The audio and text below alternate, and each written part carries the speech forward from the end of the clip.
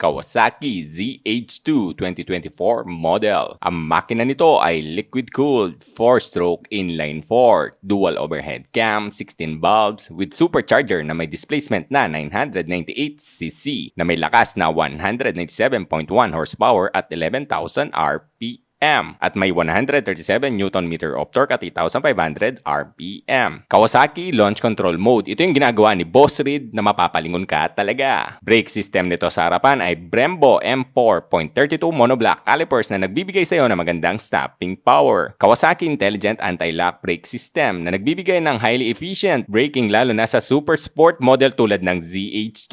ABS equipped na din ito na magbibigay sa rider ng stable na braking performance. Electronic throttle valve na pinapasa sa ECU para ma-deliver ang ideal amount of fuel and air to the engine. Kung mahilig kang bumengking, meron din itong Kawasaki Cornering Management function na nakamonitor ang engine at chassis parameters mo pag ikaw ay magko-corner. Kawasaki Quick Shifter na di mo na need pumiga sa clutch pag na-reach mo ang tamang RPM sa up and down shifts. Ang design ng concept nito ay Sugomi na ibig sabihin ay aggressiveness at napaka-minimalist lang. Trellis frame na nakadesign para sa high speed, stability at lightweight handling. 3 mode ng Kawasaki traction control na pwede ka mamili depende sa trip mo. Power modes na pwede ka mamili kung full or low power modes. Electronic cruise control na di mo na need pang pumiga sa silinyador. Full color TFT, LCD at LED na lahat ng ilaw niya. SRP 950,000 pesos. Engine type liquid cooled 4-stroke inline 4 with supercharger. Displacement 998 cubic centimeters. Bore by stroke 76 by 55 millimeters. Bulb system, dual overhead cam, 16 bulbs. Fuel system, fuel injection. Starting system, electric. Maximum horsepower, 197.1 horsepower at 11,000 RPM. Maximum torque, 137 Nm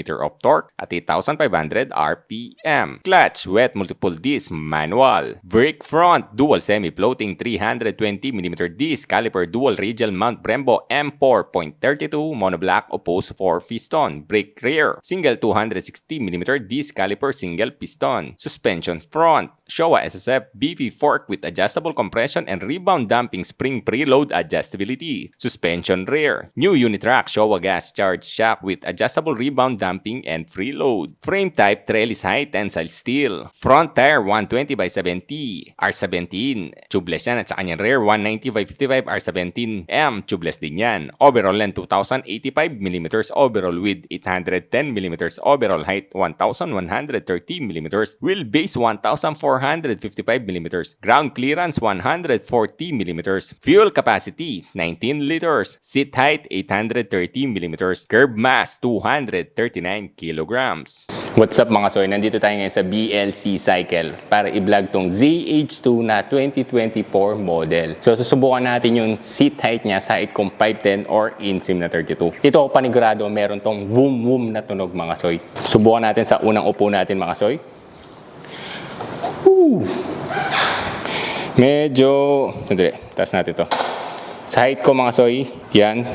Hindi naman siya ganun ka-tiptoe pero kaya naman siya mga soy ng paa natin, no? Sa dalawa, kayang-kaya pa naman itong ZH2 sa height kung 5'10 or insim na 32 inches. Tapos, bigat, pag nakuha mo na kasing center of gravity, hindi na siya ganun kabigatan mga soy. So, position ng ating legs, lapat na lapat sa tangke. At syempre, napakaganda rin ng postura ng ating balikat dahil naked bike to, hindi siya ganun kapagod. So, all goods to. At ang daming ano niya dito mga soy, napipindutin na menu. Ito ang bagong ZH2 2024 model. What's up mga soy? Ito pala ang ZH2 Hypersport na talaga naman meron siyang supercharged mga soy. Tingnan niyo naman yung logo niya. Yung logo ng Kawasaki, no? Napakaangas ng dating. Siyempre, LED lahat ng kanyang ilaw, pati ang kanyang turn signal mga soy. Napaka-gloss nito sa personal mga soy. Nagpag-glitters. Tapos meron siyang stripe dito na orange. Siyempre, upside down fork yan. Double disc brake. Siyempre, equip yan ng ABS. May reflector ka dito. Brembo ang inyong pinaka-caliper. Stig. Pirelli ang inyong tire. Diablo. Ang size naman nito mga soy ay 120 by 70 R17. So, tubeless yan. Yung cooling system niya pwede nang gawing papag. Ang laki. Grabe. Sobrang laki nito mga soy. Siyempre, tignan nyo naman yung kanyang cylinder arrangement mga soy.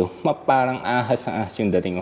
palupot pa doon, no? Stick, no? So, boom talaga yung tunog nito, panigurado. Tapos parang may siyang engine guard dito. Supercharged. Tapos, TFT display na siya. Fuel tank capacity niya, mga soy, 18.9 liters. So, talagang napakalaki ng pwede nyo malagay. Siyempre, yung pinaka nyo, lagay ng inyong brake fluid. Napakagandang tignan, no?